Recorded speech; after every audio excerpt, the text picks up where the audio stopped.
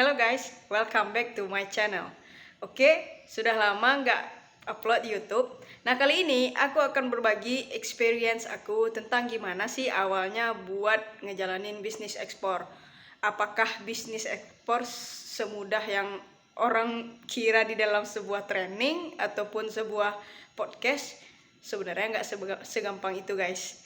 Oke, kali ini aku akan jelasin gimana sih untuk kita sebagai pemula yang memang pemula banget dan pengen ekspor, gimana sih caranya? Oke. Ini aku ada papan tulis, aku akan bikin di sini dan aku akan jelasin ke kalian. Let's go. Nah, guys, di sini kalian bisa lihat aku udah bikin produk, supplier dan buyer. Nah, untuk di awal-awal kalian harus menentukan produk apa yang kalian pengen dijual. Nah, produk apa yang pengen kalian jual, lalu kalian harus cari suppliernya, baru bayarnya. Sedangkan kebanyakan para calon-calon eksportir pemula itu pengennya langsung dapetin buyer guys. Nah, sedangkan untuk bisnis ini menurut aku pribadi yang paling susah ngedapatinnya itu supplier. Karena based on experience aku, karena untuk ngedapatin supplier yang cocok sistem pembayarannya dengan kalian, yang cocok kualitinya dengan barang yang diinginkan oleh di pasaran, dan cocok dari segi kuantitinya guys. Nah, aku udah banyak kegagalan yang mungkin aku lakuin di masa lalu ya. Aku cuma nentuin produk dan langsung nyari buyer. Dan saat buyer udah dapet, malah bingung nyari suppliernya, ini barang mau dicari kemana. Nah, kan itu kita bakal bingung mau dicari. Apalagi kalau seandainya kalian itu gak ada tim guys, alias kalian itu main tunggal. Jadi kalian ekspor pengennya sendiri, nyari buyer sendiri dan supplier sendiri, itu akan wasting time banget. Sedangkan buyer kalian itu pengennya kalian tuh fast respon. Nah, jadi alurnya pertama kalian tentuin dulu produk. Saran aku, boleh produk yang banyak di daerah kalian, ataupun kalian cek di tren pasar mana sih yang produk yang memang profitable dan memang banyak dibutuhin di pasaran. Nah guys, selanjutnya setelah kalian pilih produk, hal yang kedua yang harus kalian lakukan adalah cari suppliernya guys. Dimana kalian bisa cari suppliernya? Jujur, based on my experience, aku nyari suppliernya itu di Facebook. Di Facebook aku cari, kebetulan produk aku di komoditas kelapa, jadi cari contoh yang produksi arang kelapa di mana, yang bisa supply kelapa muda di mana. Nah, biasanya aku nyarinya di Facebook. Kenapa di Facebook? Karena kebanyakan supplier ataupun petani-petani itu mereka ada komunitas sendiri guys. Jadi kalian bisa searching di situ. Nah, yang kedua, apabila kalian udah dapat satu supplier, jangan hanya bergantung dengan satu ini aja. Jadi kalian harus cari supplier yang lain lagi. Kenapa? Karena ini bisa kalian jadikan sebagai perbandingan harga. Satu. Yang kedua, kalian juga harus tahu supplier ini ada dua. Ada yang pengepul, ada yang petani langsung. Nah, jika seandainya kalian ngedapatin harga dari petani langsung, itu bakal lebih murah guys. Cuma ada kekurangannya.